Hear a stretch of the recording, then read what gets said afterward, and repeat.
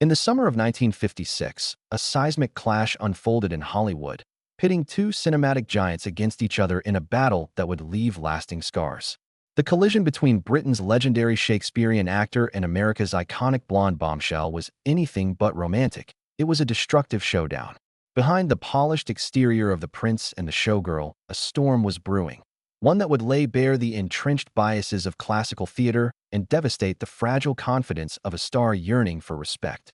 This is the tale of how Laurence Olivier's cutting words reverberated through time, exposing a truth Hollywood fought to conceal. The year was 1956, and the pairing of these two luminaries was unprecedented.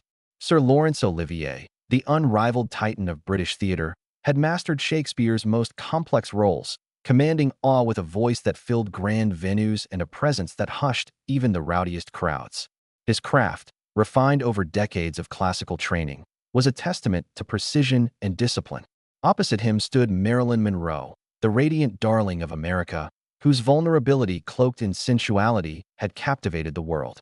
At the peak of her fame after hits like the 7-Year Itch and Bus Stop, she was determined to shed her sex symbol image and prove herself as a serious actress. Their collaboration was no coincidence.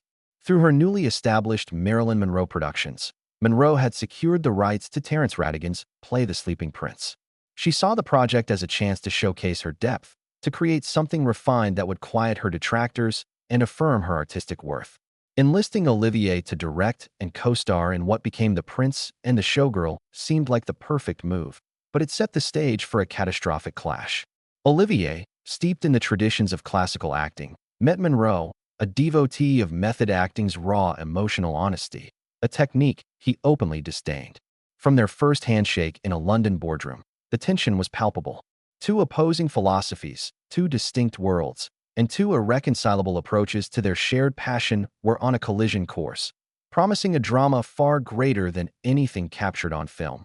Beneath her dazzling smile and breathy voice, Marilyn Monroe carried a heavy burden. She was weary of being reduced to a mere pin-up, her performances dismissed as shallow by critics blind to the raw vulnerability she poured into every role. Her drive for respect was rooted in a deeper struggle. Born Norma Jean Mortensen, she had risen from a childhood marked by poverty, foster homes, and emotional wounds that fame could not heal. Acting was her refuge, a way to transmute pain into beauty and isolation into connection. Founding Marilyn Monroe Productions with photographer Milton Green was a bold declaration of independence, a shocking move for a woman in 1955 Hollywood. By choosing The Sleeping Prince as her first project, Monroe saw herself in the character of Elsie Marina, a showgirl underestimated yet capable of proving her worth. A mirror of her own journey to achieve her vision, Monroe needed a partner whose stature could lend credibility to her ambitions. Olivier, the epitome of theatrical prestige, was the natural choice. His involvement could silence her skeptics and elevate her status.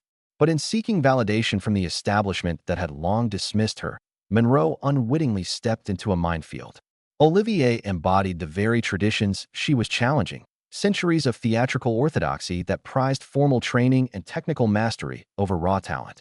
Their collaboration was doomed to expose not just their personal differences, but the deep-seated prejudices embedded in the entertainment industry. Laurence Olivier loomed as a towering figure in the 1950s theatrical world, a virtuoso who had redefined classical acting for a modern era. His performances, whether on the stages of London's West End or Broadway, were meticulously crafted, every gesture and inflection a product of rigorous preparation. To Olivier, acting was an art of precision, built on discipline and reverence for the text. He had brought Shakespeare to life in films like Henry V and Hamlet, proving that classical works could thrive in cinema. But his success had insulated him from the revolutionary wave of method acting sweeping America, a technique he viewed as indulgent and undisciplined.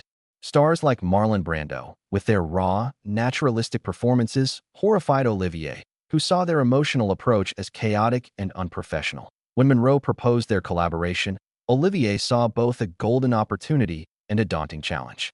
Her star power guaranteed commercial success, but her method acting clashed with everything he valued.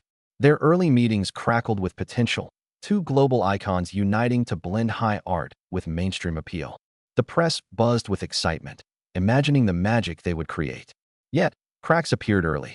Monroe arrived in London with her acting coach, Paula Strasberg, whose constant presence unsettled Olivier. To him, actors didn't need emotional crutches. They arrived prepared and performed with efficiency.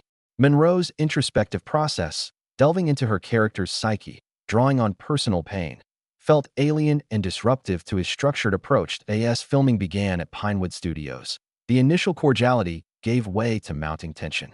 Monroe's method required her to search for emotional truth, a process that was neither quick nor predictable. Some days, she delivered flawless takes. Others, she struggled to find her character's core, consulting Paula Strasberg frequently. To Olivier, accustomed to the clockwork precision of theater, this was maddening. He saw her multiple takes and emotional preparation as wasteful, her reliance on Strasberg as a breach of professionalism.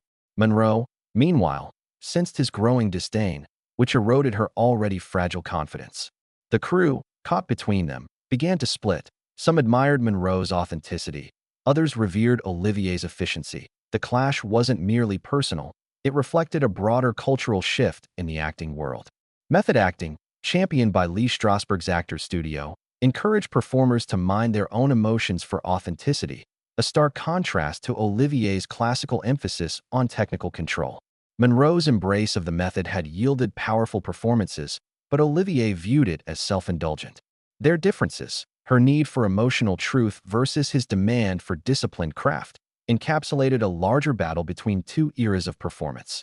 As tensions escalated, the set became a pressure cooker, with every interaction tinged with unspoken resentment. The stage was set for a breaking point, one that would expose the raw wounds of both stars and the industry they inhabited.